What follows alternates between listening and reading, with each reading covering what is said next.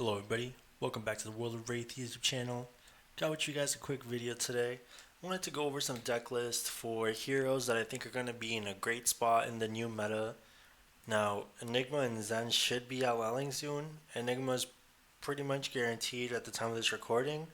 I think Zen is safe to say he might be gone, but small chance he isn't. I don't think it'll shake up the meta too much if he's still around. I think Zen staying, even if he stays another week, will be fine. But Enigma leaving is going to be huge.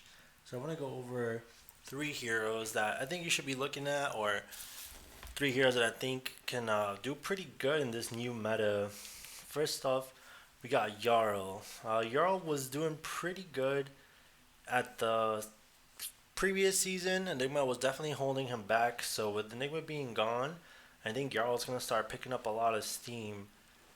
He didn't make top 64 or 32 or anything like that, but think I think he's definitely a good hero that you can definitely play at your Proquest and have a pretty good solid chance, especially if you have a lot of Aurora players. Pretty cool hammer. He's playing the Redwood hammer. Now I'll leave the link to all the lists that I'm going to share down in the description, so check that out. Pretty cool that he's not playing the quick draw flexor boots, just playing the civic steps. And the equipment is pretty cool, especially with Barkskin of the Millennium Tree. I haven't seen many Yarls play that. Also playing Tunic, and of course Stalagmite, the reason to play Yarl in my opinion. Looking at the main deck, nothing too crazy except Canopy Shelter. I don't think I've seen many Yarls playing this, but blocking with this, getting a Might, and then sending a CNC for 7 or a Race Face for 7. Even if you do an Oakenold for 10 Dominate, it's going to be huge. Frostfang, one of my favorite Yarl cards. And then, don't think there's anything else crazy. Hard to find out. If you don't have this, just play any blue block 3. Don't even worry about that. Don't even worry about the fact that it's on the list. Arctic Incarceration. I think this is one of the coolest Yarl cards. I think more Yarls should be playing it, especially in this Aurora meta we're gonna be in. This is kind of just like a turn skip. So, like I said, I'll leave the links down below. Let's go ahead and check the next hero we got. Florian. Now this is Matt Rogers. He got 30th at the Pro Tour. Really cool. It's a little bit different from the rune stacking Florian or even the one that won the calling. He is playing Tunic in the equipment slot, which is pretty cool as it lets you do, 0 cards in hand. You can just swing your Reaping Blade. Another card he's playing is Cadaverous Tilling. This is awesome for just a 2-card 8. Lets you decompose. And we got 2 red Autumn's Touches and 3 blues. So haven't really been seeing the reds very often, but he is playing them here. Playing so many Earths really helps out with playing all these channel cards, the Millennium Tree and Mount Heroic. Even if you're just pitching a red just to put the second Earth on the pitch stack for when you're having to do the channel Earth, it can be a lot of value carrying it over.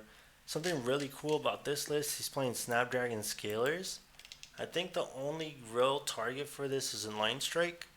Of course, you can do it on Swarming and Rune Rager Swarm, but you usually have ways to give these go again. But given in Line Strike, 10 go again or maybe 7 go again. Not 7, it's gonna be 8 with Channel Mount Heroic, and you can draw a card, which I don't think will be the right call, but maybe you just need to get lucky and draw a blue.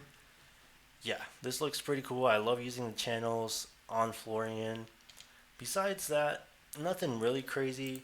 I think Soul of Tomorrow could be good for those long fatigue games. Putting back a Felling under your deck. Resolving 4 Fellings can be completely insane. Poison the Well for, the Count Your Blessing matchups. One of Florian's, actually the hardest matchup for Florian, not one of, the hardest matchup was definitely Enigma. So Enigma leaving is going to be a huge boom for Florian. Definitely check out this deck list. I think Florian is going to go either this direction or the rune stacking direction. But it is likely that Prism's going to be a pretty big part of the new meta, and I think the Rune Stack Florian, I think his matchup might be worse into Prism than this more aggro slash value Florian. And last but not least, we got Arachnne Marionette. Now, Slippy has been kind of stealing the show. Everybody's kind of really hyped up on Slippy. Personally, I think there's something so cool about playing Marionette, but I think the decks are very similar. Now, there's nothing crazy here. This Battlefront Bastion is kind of just a popper, so, he got top 16. He was obviously respecting the Prism matchup. He is playing just a Nick, which I know a lot of Assassin players playing Marionette were kind of shying away from, since this is kind of more like a red line list, but I think this is one of the all-time powerful reactions in Assassin, and we should be playing it if we can. Now, he's also playing Command and Conquer. I know a lot of Marionette and even Slippy players at the beginning weren't playing this, but I think with the amount of D-reacts in the format, this is going to get a ton of value. Whenever people play against Assassin, including me, we just bring in the D-reacts to try to counter attack reactions. Sending in a Command and Conquer could sometimes get a ton of value. Besides that, we have the classic Infiltrate. In this meta, / the upcoming meta, this getting a 0/4 with Aurora is going to be so much value, or getting a D-react. Besides that, nothing too crazy here. Stains of the Redback is a little new. I think people are cutting this from their list, but 3 of them is very unique to me. And 2 Codex of Bloodrot. Guys, let me tell you, this Codex, it's not as good as Frailty, but if one turn they do Codex of Frailty and the next turn they do Codex of Bloodrot and they're just getting the Ponder tokens, it can be super strong. It's just a great card 2 of. And yeah, I would definitely love Codex of Bloodrot. I personally would like to try this list, so I might try to play some of this at my LGSs, at my armories. Another cool piece of tech, Exposed.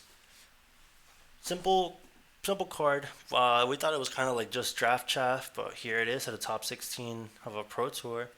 If you're marked, you can't play this, which isn't going to come up a lot, but it could come up. But it simply targets an attack, gives it +1, and then marks them.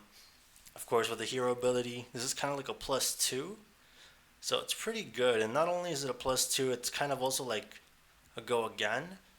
And it doesn't make you waste your flick knives, which a lot of people are playing like Calming Breeze and Shelter into you. So this is given the +1, could be pretty good. It's only a 2 of, but I like the card a lot. And yeah, essentially just giving this is also any attack, so you could even do this on CNC, on your knives. So pretty cool piece of tech here. And I think that's all we got. Again, guys, I'm going to link the 3 deck lists down below. I think all of these heroes have a really good chance at winning Proquest, or, even if you have any Battle Hardens coming up, any Callings. I think with the new meta, these 3 heroes will be in a great spot. Make sure you leave a like, hit that subscribe button, and let me know down below, do you think there's any other heroes that I'm not covering here that you think have a great shot in the new meta? Leave the comments down below. Thank y'all so much for watching. Peace.